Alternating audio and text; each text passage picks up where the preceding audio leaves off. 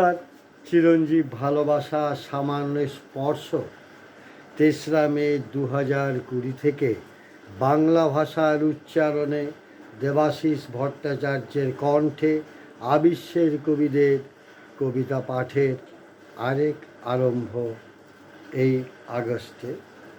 এই আগস্টে আমি পাঠ করব ভাবানুবাদ, বিভিন্ন কবি অনুবাদকের অনুবাদ, আর সেই সাথে পাঠ করব বাংলা ভাষাসহ বিভিন্ন ভাষার অপঠিত কবির কবিতা এবং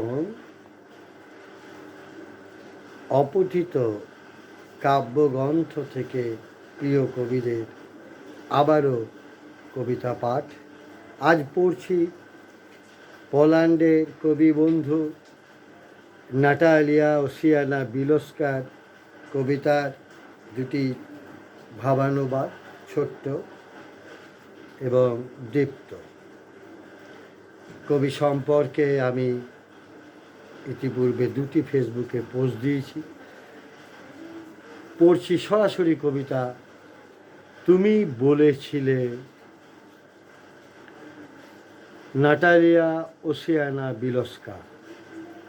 তুমি বলেছিলে এই পৃথিবীর গ্রহ নক্ষত্রের অবস্থান বিষয়ে অনেক কথা, আর আমি দেখছিলাম গুচ্ছ থেকে বৃন্তচ্যুত একটি আপেল খসে পড়ছে মাটিতে মাধ্যাকর্ষণে।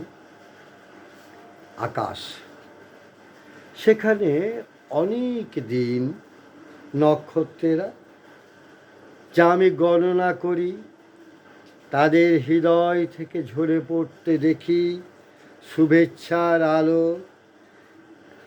এখন তাহারা বিকশিত আমার ভেতর, খ্রিস্টমাসটির অলৌকিকতায় জন্ম নিচ্ছে স্বপ্ন। আকাশ থেকে আসছে জীবন মাধুর্য। কবি নাটালিয়াকে আমার শুভেচ্ছা ও ভালোবাসা। কবির জয় হোক।